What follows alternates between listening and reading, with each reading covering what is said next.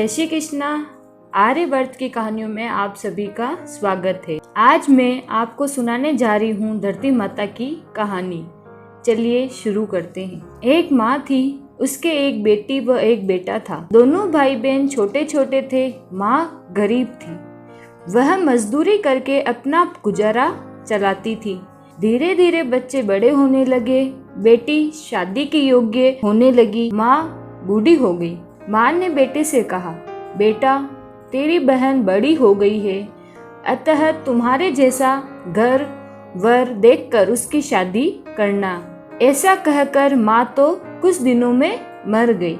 भाई गांव गांव घूमा, लेकिन बहन के योग्य कोई वर नहीं मिला। वह घूम घूम कर थक गया। बैठे बैठे उसने सोचा कि मैं ही इससे शादी कर लूं। ऐसा सोचकर उसने चुंदड़ी लाई और सामान लाया। बहन ने कहा, यह सब सामान क्यों लाया है भाई?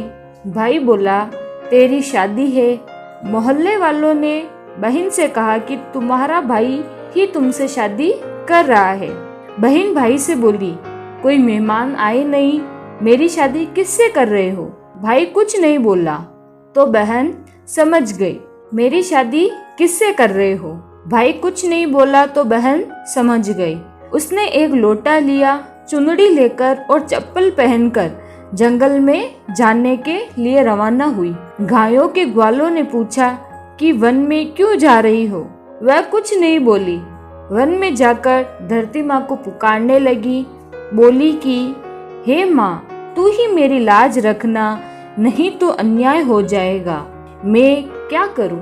मुझे अपनी गोद में ले लो, नहीं तो यहाँ मर जाऊंगी।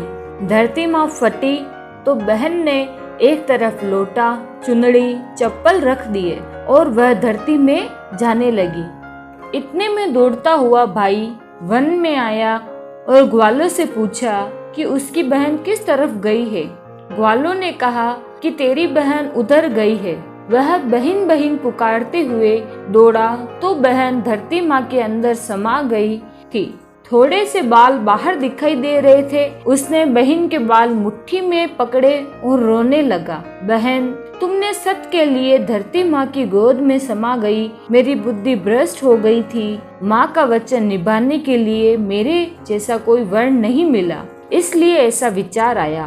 पर धरती माँ ने सत्य के लिए बेटी को अपने में समा लिया। जो बाल बाहर थे वे ध्रुव यानी ध्रुवा हो गए।